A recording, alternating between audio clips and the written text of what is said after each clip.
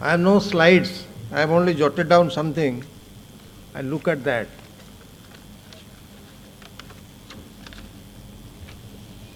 Respected Mr. President,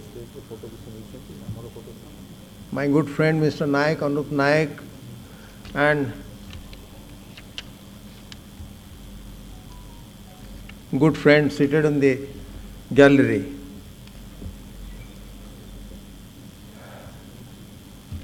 Long time back, I was the chief wildlife warden for a longest period. And when my good friend Mr. Naik gave me an invite to come to this conclave, wildlife conclave as they said, I could not resist the temptation to accept it. But what should I say? I am totally out of touch with anything. I can say that when I was the chief wildlife warden, and Dr. Lala A.K. Singh was telling about the most comprehensive census of tigers in Odisha. I was the steward. Under my stewardship that was done, and I am so happy, and I really extend my compliments to Lala that he still defends that. Although we had published a figure of 2,192 tigers in the state, soon thereafter the Government of India came out a publication that Odisha has only 45 tigers. But the Government of Odisha has not disowned our report. It has not disowned it. And here is the man who had exerted himself, and Dr. Devabrata Swami, who was the field director. They still stand by the report. It was a very comprehensive attempt at doing a census of tigers, and it is flawless. I should say it is flawless. I was in fact trying to introduce a new idea. There is no policy, no guideline, no documentation, but an idea has been floating around all over. I have come across many articles, so I thought, why not? You can reimagine something, not that there is a text or there is a place where you can visit to see this. The thing is, by the year 2050, something like 2/3 of the world's population will be in the urban areas. So urban areas will be the primary habitat for the human beings, but they are all artificial constructs. There is an innate urge in every human being to establish an easy access to nature in daily life. There is an urge in you, there is an urge in me. We don't want to be separate from nature, but perforce we are living in cities, city geography, which has no inkling of any nature. And our concept, we somehow have been trying to give a separate place to conservation. Conservation in our scheme of things is something which is outside. We live in our cities and conservation areas are different. You can reimagine something where conservation and the habitat are as close to each other as possible, as much as is physically possible. That is the idea of rewilding cities. It's in a way a shift in man's relation to wild nature. We used to call a garden city, but here is a concept which says city in a garden. The whole thing would be a garden and there will be city inside. That kind of an idea. And what is nature actually? Nature means a functional ecosystem. Some ecological processes are being carried out, like soil formation, like pollination, like seed dispersal, like water recharge, like catching the flood waters. So if these processes are going on, then we can say that that is natural area. If these processes are somehow arrested, they have no scope of being carried out, then it is not a natural area. And biodiversity, the two components of nature. If ecosystem processes are being carried out, there is some scope for that, and there is biodiversity. Then you can say that you are close to nature. By rewilding, I don't say that elephants should come inside the city or carnivores should be roaming around. That's not the idea. Something wild, something which is not entirely artificial, something which is indigenous, which was there much earlier. That kind of thing should be available for you to see and appreciate day in, day out.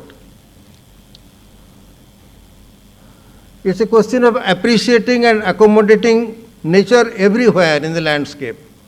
City actually is some kind of a geography within a bigger landscape.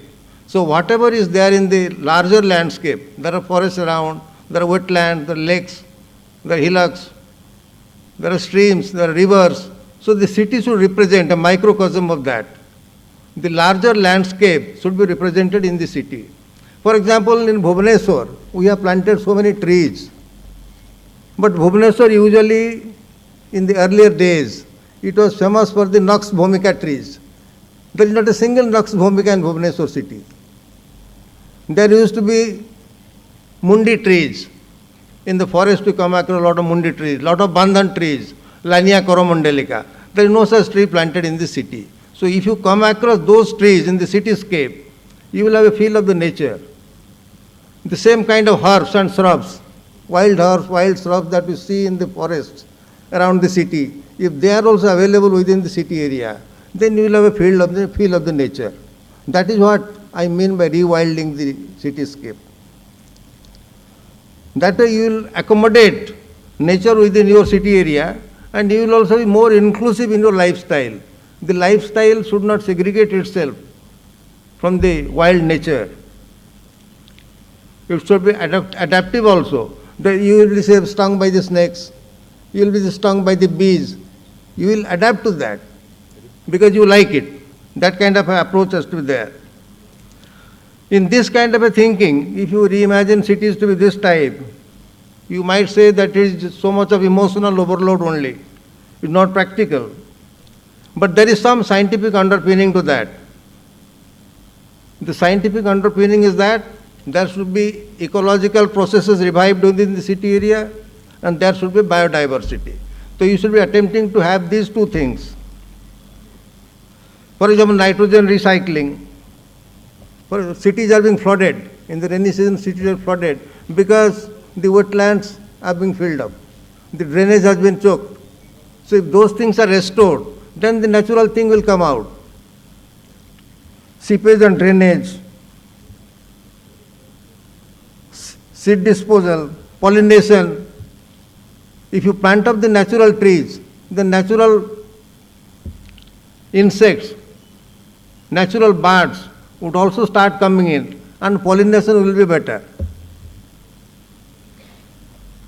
Friends, it is not the same as eco-restoration. In the forest department, we are used to carrying out something called ecological restoration or rehabilitation of degraded forest.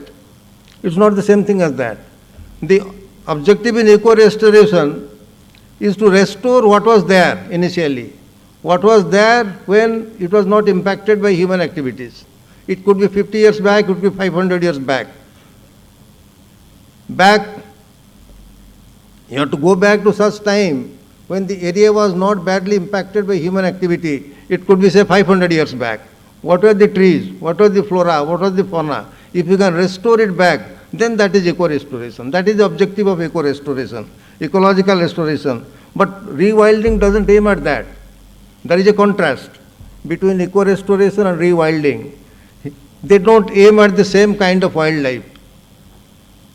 They don't aim at the same kind of wildness to be created in the area. Eco-restoration has a past orientation. There is a benchmark in the past. It wants to achieve that. But rewilding has a future orientation. You want to create some wildness, anything that is suitable, anything that is feasible, anything that is practical. So rewilding is an easier thing to do rather than eco-restoration. You can do taxonomic substitution also. Suppose one species of trees was there that is not feasible to be planted or created. You can go for a taxonomic substitute. One species of fauna was there. A substitute of that could also be created. That also bring in some kind of wildness. The idea is to bring in some wildness, bring in nature close to your habitation.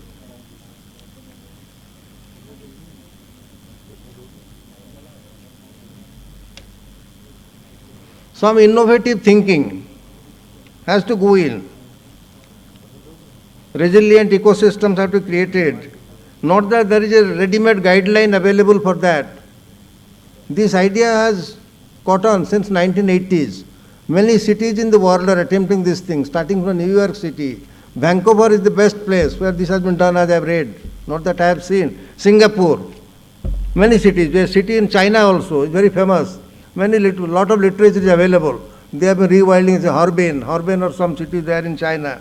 In our country, we are doing so much, but the rewilding concept has not come in. Not that we are a populated country, so while we cannot imagine wilding of our urban area, is not so. Wilding doesn't mean we'll invite the carnivores.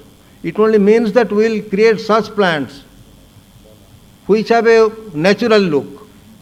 Instead of, say, planting Radha Chuda everywhere, or Krishna Chuda everywhere, or Karanj, which grow easily, we should plant up trees which appear naturally in our forests. Such trees, such herbs. Recently in Bhubaneswar, lot of herbs have been planted, herbal species have been planted. They have no existence in our forests. They are imports from somewhere. So we are not really creating a field of nature. Wherever there is a green space, it could be a meadow, it could be a wetland, it could be a tree land. Ultimately, it has to have the look of a garden, a wild area and the city. Jungle ta mukhya habo, city ta gauna habo. See idea, city, the buildings should be subsidiary. The natural area should be the main thing. I have visited one place, Gandhinagar in Gujarat, a newly built up city. There you have the feel of a natural area. Natural, massive plantation of neem trees, and buildings are not really so very visible. Islamabad is said to be like that only. So you can always visualize something. It should be in your imagination. You can reimagine how the city should be like. We will build many more new cities. Lot of new areas will come under the urban landscape. So there the approach should be like this. Thank you very much. Thank you, sir, for your very innovative thinking for urban planning. I think, is there any question on this renewed thinking about how to rewild the urban areas? But it's a good, actually, the term may sound toxic, it is actually not so.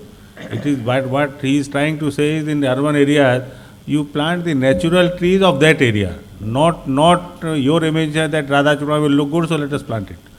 As much diversity as possible. Exactly. Any one or two questions if they are there? Dr. Panigri? No, it's not urban, it's a question of urban forest. Yes, urban forest. In the name of urban forest, we are only creating more and more artificiality. The sameness everywhere, same species, chinar.